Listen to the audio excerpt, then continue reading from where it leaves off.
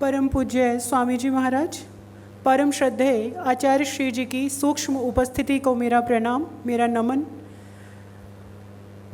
पूज्य स्वामी जी महाराज जो कि बहुत ही सुंदर सृजन का कार्य कर रहे हैं और हमारे सभी अलग अलग राज्यों से आए भाई जो कि पूज्य गुरुदेव की दिशा निर्देशन में, उनके नेतृत्व में, उनकी कथनी को करनी में बदलने का कार्य कर रहे हैं, आप सबका मैं हार्दिक अभिनंदन करती हूँ।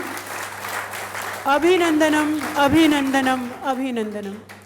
क्योंकि आप स्वयं पतंजलि परिवार के सदस्य हैं और आज हरिद्वार में गुरुधाम में आप पधारे हैं, तो यह एक हमारा भी एक नैतिक कर्तव्य बनता है कि आपके साथ आकर, आपके समक्ष आकर कुछ ऐसी चीज़ों की अपने परिवार के साथ चर्चा करें कि हम क्या क्या कार्य कर रहे हैं और आप किन किन और कार्यों में अपना सहयोग दे सकते हैं, कैसे पतंजलि संस्थान के साथ जुड़ सकते हैं।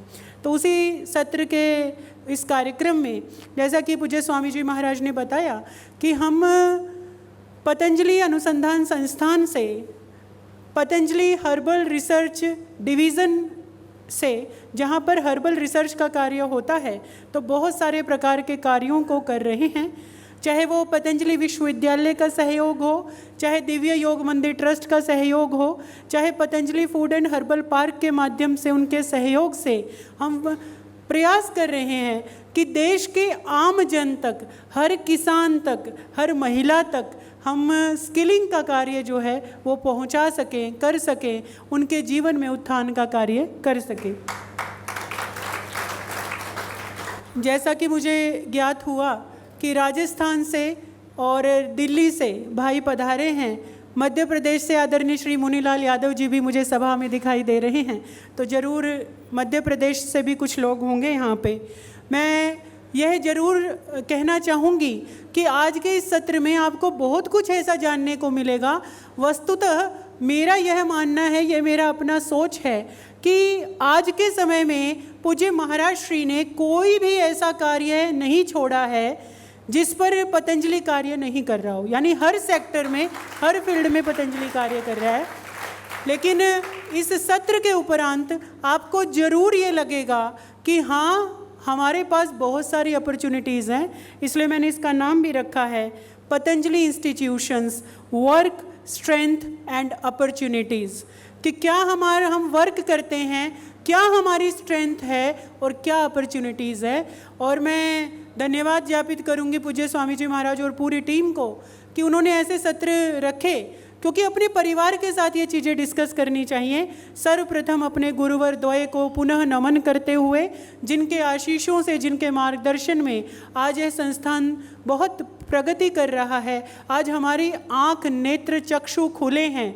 ऐसा कहा जाता है कि जब महर्षि दयानंद सरस्वती जी आए तब बहुत सारे ऐसे कार्य थे जो कि पहले नहीं जाने जाते थे। उनके आने के बाद स्पेशली, क्योंकि मैं स्त्री शिक्षा को जोर देने की बात करूंगी कि स्त्रियों के लिए जो शिक्षा का, या जो आज डॉक्टर वेदप्रिया, डॉक्टर देवप्रिया जी आपके समक्ष हैं, वो महर्षि दयानंद सरस्वती की ही देन है। मैं ये बात पुरजोर तरीके से रखती हूँ और मैं मानती भी हूँ कि पूज्य स्वामी जी महाराज और पूज्य आचार्य श्री जी भी, उनका भी आगमन एक ऐसी सदी को रिप्रेजेंट करता है जहाँ पर स्त्रियों की शिक्षा ही नहीं, उनकी दक्षता ही नहीं, हमारे देश में सनातन संस्कृति के पुनरुद्धार के लिए ये दो महान सन्यासी जो हैं, उनका पूरा जीवन लगा है। हम पुनः उनको अभिनंदन करते हुए, आप सबको पता है आदरणीय भाई श्री राकेश जी भी इस बात को पुरजोर तरीके से रखते हैं। आप सबका सेशन हो चुका होगा कि 1995 में दिव्य योग मंदिर ट्रस्ट की स्थापना हुई। आज हम बहुत बड़ा परिवार हैं। आज हम Patanjali research foundation, Patanjali Yogpeeth trust, समृद्ध ग्राम, उसके साथ साथ Patanjali food and herbal park, आज देश की सर्वश्रेष्ठ FMCG कंपनीज में भी हमारी गणना होती है। अगर हम बात करें अपनी स्ट्रेंथ की, तो हम सब जानते हैं कि आज आप सब के रूप में पूरे देश में हमारी संख्या 10 लाख से ज़्यादा कार्यकर्ता भाई बहनों की है। तो हमारा परिवार कोई छोटा परिवार नहीं है। गर्व होना चाहिए हमें कि दो ऐसे महान सन्यासी जिन्होंने बाल्यावस्था में 20 वर्ष की आयु सुकुमार आयु होती है, 20 वर्ष की आयु में कोई आज भी माता पिता को छोड़कर अपने इंडिपेंडेंट जीवन का निर्वहन सोच नहीं सकता, लेकिन दो इन महान सन्यासियों ने न केवल अपना बल्कि देश राष्ट्र के कल्याण की सोची और एक पूरा का पूरा संरचना आज आपके सामने है। इस बात का हमें गर्व होना चाहिए। पतंजलि योग पीठ का जो विज़न और मिशन है वो यह है कि योग और आयुर्वेद को प्रसारित करना है, एविडेंस बेस्ड आयुर्वेद को प्रमोट करना है, स्किल डेवलपमेंट और कैपेसिटी बिल्डिंग को एनहांस करना है। ये हमारा मुख्य उद्देश्य है। पतंजलि इंस्टीट्यूशंस जो हैं हमारी ग्लोबल प्रेजेंस है, आज पूरे विश्व के अंदर हम प्रेजेंट हैं। तो जो हम बात करते हैं कि 10 लाख कार्यकर्ता भाई बहन हैं, तो आपको जानकर अच्छा होना लगना चाहिए कि आज हम पूरे विश्व में भी हैं, हमारी पहचान पूरे विश्व में है। 10 लाख कार्यकर्ता भाई बहन 667 नेशन वाइड वर्किंग यूनिट्स के द्वारा पूरे देश के अंदर कार्य करते हैं। आप सबको जानकर अच्छा लगेगा, हमारे बहुत सारे सिस्टर ऑर्गेनाइजेशंस हैं। आप सबको पता है कि बहुत सारे ऑर्गेनाइजेशन मिलकर पतंजलि इंस्टीट्यूशंस बना रहे हैं, तो इनको हम कहते हैं सिस्टर ऑर्गेनाइजेशन, जो हमारी सहयोगी संस्थाएं हैं। आपको अच्छा, आप में से कितनों के बच्चे आईटी कंपनी में पढ़ते अभी जॉब कर रहे हैं? तो आप लोग कहते हैं ना कि हमारे बच्चे आईटी कंपनी में हैं, कुछ के विदेश में भी होंगे। आपको जानकर अच्छा लगेगा कि पतंजलि की खुद की आईटी कंपनी है, उसका नाम भरवा सॉल्यूशंस है। पतंजलि की खुद की एग्रीटेक कंपनी है जिसका नाम भरवा एग्री साइंस है। जो आपको ये सूर्य उदय होता हुआ दिख रहा है, तो आदरणीय भाइयों, आप सब के स्वरूप में पूज्य स्वामी जी महाराज और पूज्य आचार्य श्री जी ने इतना कार्य कर दिया है। आप नाम लो और वह कार्य पतंजलि कर रहा है। प्रकृति ऑर्गेनिक्स के रूप में हनी का काम करते हैं, फूड पार्क का काम करते हैं। हम एजुकेशन सेक्टर में गुरुकुलम, आचार्य कुलम, पतंजलि विश्वविद्यालय के रूप में आज शिक्षा क्रांति के भी सूत्रधार बन चुके हैं। आदरणीय, बहुत ही श्रद्धेय आदरणीय श्री NP सिंह जी का भी लेक्चर हो गया होगा, तो भारतीय शिक्षा बोर्ड को आप सब परिचित होंगे। जब 100 वर्ष, 200 वर्ष, 300 वर्ष बीत जाएंगे, तब जाकर पता चलेगा कि हम उस ईरा में जी रहे थे जिस समय पूज्य स्वामी जी महाराज, पूज्य आचार्य श्री पुनरुद्धार का कार्यक्रम कर रहे थे। भारतीय शिक्षा बोर्ड इतनी बड़ी और बहुत ही दूरगामी परिणाम की योजना है। सोचिए, हम सब जिस फील्ड से पढ़ के आए हैं, जिस स्कूली शिक्षा से पढ़ के आए हैं, हमने गलत इतिहास पढ़ा है। हमने ये पढ़ा है आर्य लोग बाहर से आए थे, लेकिन उसको भी रेफरेंसेस के साथ, एविडेंस बेस्ड अप्रोच के साथ उस इतिहास के पुनर्लेखन का कार्य भी पूज्य स्वामी जी महाराज और पूज्य आचार्य श्री जी करें। हम जो ये कार्य करते हैं उसके लिए हमने बहुत सारी संस्थाओं से MOU कर रखे हैं, क्योंकि बहुत सारी संस्थाओं को साथ में लेकर चलना पड़ता है। तो नेशनल और इंटरनेशनल लेवल पर हम लोग MOU करके कार्य करते हैं। आप हेल्थ और वेलनेस ड्राइव की बात करें, आप सब के रूप में आप योग शिक्षक भी हैं, तो 1 लाख से ज़्यादा योग कक्षाएं फ्री ऑफ कॉस्ट पतंजलि के द्वारा पूरे देश में लगाई जाती हैं। 1 करोड़ से ज़्यादा जो पेशेंट्स का डेटा है वो हमारे EMR सिस्टम में है। बड़े बड़े जो हॉस्पिटल्स होते हैं, एम्स सुना है आपने बहुत सारे अलग हॉस्पिटल सुने हैं, तो बड़े बड़े हॉस्पिटल्स में भी इतना डेटा नहीं होता, लेकिन EMR सिस्टम के अंदर 1 करोड़ से ज़्यादा पेशेंट का डेटा ये अपने आप में एक रिकॉर्ड के समान है।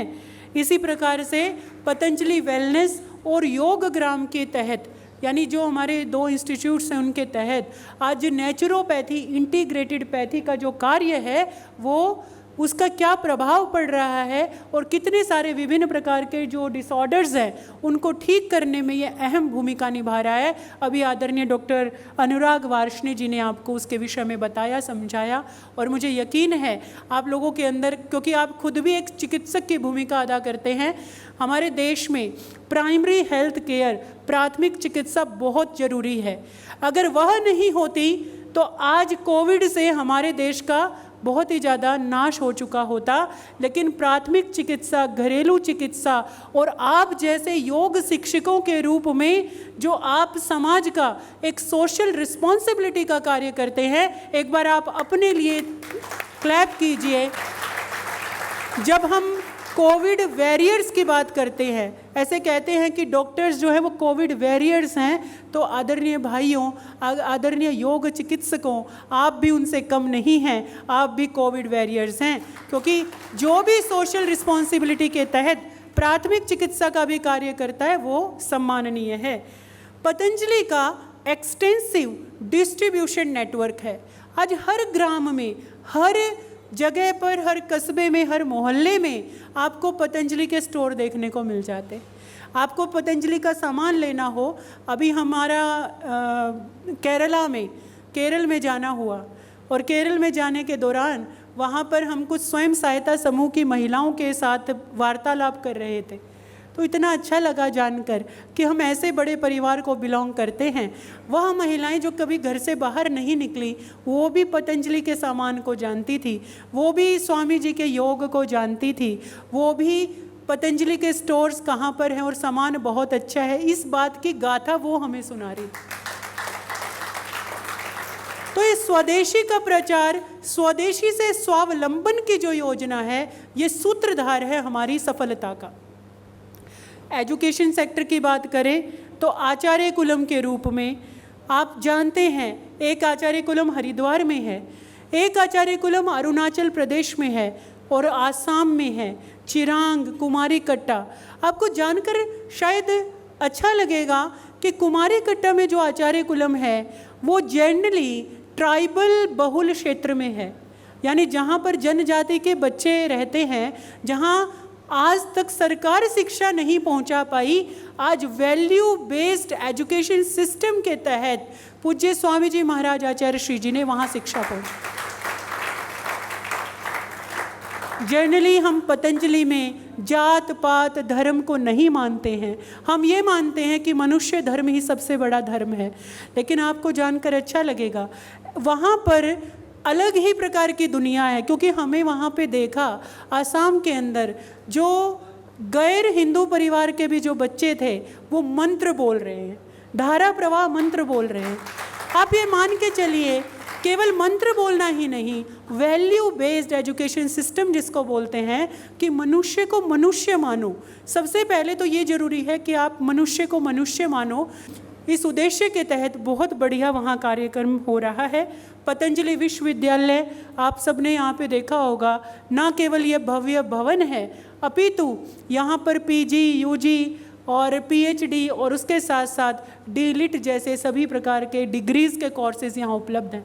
बहुत ही बढ़िया फैकल्टी है और बहुत सारे स्टूडेंट्स हैं। आज बहुत प्राउड होता है क्योंकि इंस्टाग्राम का रोल चला हुआ है, हर कोई व्यक्ति रील्स देखता रहता है और हमारे बच्चे इंस्टाग्राम पे भी छाए हुए हैं। बहुत गर्व महसूस होता है जब हमारे पतंजलि विश्वविद्यालय के बच्चे ऐसे कहते हैं पूज्य स्वामी जी महाराज कि संगीत जो होना चाहिए वो भी हमारा सात्विक होना चाहिए, विचार भी सात्विक होने चाहिए, मनन भी सात्विक होना चाहिए, हमारा वेशभूषा, हमारी पर्सनालिटी सात्विक होनी चाहिए और सात्विक चीज़ों का प्रचार करना चाहिए। हमारे बच्चे पतंजलि विश्वविद्यालय के इंस्टाग्राम पर योग, आयुर्वेद, सात्विक भोजन और सात्विक जीवन शैली का प्रचार करते हैं। आप कंपेयर करके देखो, आज जो दूसरे विश्वविद्यालयों में जो कार्यक्रम चल रहे हैं, ज़्यादा बोलना उचित नहीं रहेगा क्योंकि सभी लोग जानते हैं कि आज हमारी युवा पीढ़ी किस डायरेक्शन में चल रही है, लेकिन पतंजलि उनमें भी अलग खड़ा है और उसका कारण है हमारी संस्कृति, हमारे पूज्य गुरुदेव जो कि इस संस्कृति को बनाने में, इसको आगे बढ़ाने में सहयोग करते हैं। ऐसे ही पतंजलि आयुर्वेद कॉलेज, देश में जब आयुर्वेद कॉलेजों की जब बात होती है तो पतंजलि आयुर्वेद कॉलेज की चर्चा सबसे ऊपर होती है। आप सबको जानकर अच्छा लगेगा, उत्तराखंड में जब सीट्स भरती हैं तो सबसे पहले पतंजलि आयुर्वेद कॉलेज की भर जाती। हमारे यहाँ पर कोई अनुदान नहीं होता कि चलो पैसे देकर कुछ सीट बन जाए, ऐसा कुछ नहीं होता। और इसके कारण बहुत ही अच्छे स्टूडेंट्स, अच्छे चिकित्सकों को तैयार किया जा रहा है। एक डेटा निकलवाया गया तो ये पता चला कि 2006 से पूज्य आचार्य श्री स्वामी जी महाराज वैद्य ट्रेनिंग प्रोग्राम कर रहे हैं। तो आज देश में जितने भी आयुष चिकित्सक अपनी सेवाएं दे रहे हैं उसमें से 80% पतंजलि के द्वारा ट्रेंड हैं। तो ये हमारे लिए गर्व की बात। भारतीय शिक्षा बोर्ड के बारे में मैंने आपको बताया। पतंजलि अनुसंधान संस्थान के बारे में आदरणीय डॉक्टर अनुराग वार्ष्णेय जी ने आपको बहुत कुछ बताया होगा। थोड़ा सा मैं लिमिटेड बताते हुए, बहुत सारी लेबोरेटरीज़ हैं हमारे पास, बहुत सारे प्रकार के इन्फ्लामेशन, मेटाबॉलिक डिसऑर्डर्स वगैरह पे हम कार्य करते हैं। एक बहुत बड़ा कार्य जो पतंजलि ने किया है वो है विश्व भेषज संहिता, वर्ल्ड हर्बल एनसाइक्लोपीडिया। जब कभी भी न्यूज़ में ये बात आती है कि अब तो व्यापारीकरण हो गया, पतंजलि में व्यापार होने लग गया, तो बड़ी दया आती है उनकी सोच पे। उनसे कोई पूछने वाला हो, 109 वॉल्यूम का यह ग्रंथ 15 वर्षों में तैयार किया गया। 200 से ज़्यादा वैज्ञानिक हर समय लगे रहे, यानी आना जाना तो चलता रहता है। अगर वह संख्या देखें तो 900 वैज्ञानिक लगे, लेकिन 200 हर समय लगे रहे, 15 वर्षों तक लगे रहे। 1,25,000 पेजेस का डॉक्यूमेंटेशन तैयार किया। 50,000 से ज़्यादा औषधीय पौधों की जानकारी इसमें दी गई। विश्व का, मैं इंडिया की बात नहीं कर रही, विश्व का सबसे बड़ा हर्बल मेडिसिन का ग्रंथ विश्व भेषज संहिता है। तो क्या मैं पूछना चाहती हूँ और मैं आपको भी ये बताना चाहती हूँ कि जब कोई आपसे ऐसा क्रॉस क्वेश्चनिंग करे तो आप जरूर यह उत्तर देना कि इसमें किसका क्या स्वार्थ छिपा होगा। ये किताबें 109 वॉल्यूम कभी भी इतने रूप में नहीं बिकेंगे जितना इन पर इन्वेस्टमेंट हो गया। अगर मैं बिजनेस टर्म्स की बात करूं तो बताइए, कभी कोई इतनी खरीद पाएगा? 15 वर्षों का ब्याज सहित दे पाएगा? तो क्या यह बिजनेस है? तो ये क्या है? ये हमारी संस्कृति की रक्षा है। और ये कैसे है? आप और हम हमेशा सुनते हैं कि नालंदा तक्षशिला को जला दिया गया, हम तो बहुत बड़े थे, ना उस समय आप थे ना हम थे। तो पूज्य आचार्य श्री जी हर बार यही कहते हैं कि समस्याएं मत गिनाओ, समाधान करो। और अगर तुम समाधान नहीं ढूंढ सकते या नहीं कर सकते तो तुम खुद ही समस्या हो। या आप नोट कर लो, आचार्य जी के जीवन को अगर आप देखोगे तो उनका जीवन पूरा का पूरा इसी आप बात पर टिका हुआ है। वो समाधान ढूंढते हैं और यही चीज़ है जो उनको दूसरों से यूनिक बनाती है। तो समाधान क्या है? तक्षशिला, नालंदा किसी ने नहीं देखा। हमने, आपने अपने पूर्वजों से सुना कि हमारी जो बहुत सारी जो पांडुलिपियाँ थी उनको जला दिया गया, लेकिन जो बची है क्या हमने उनको संरक्षित, सुरक्षित करने का प्रयास किया? तो आएगा एक आंसर आएगा, नहीं। क्यों नहीं किया और कैसे किया?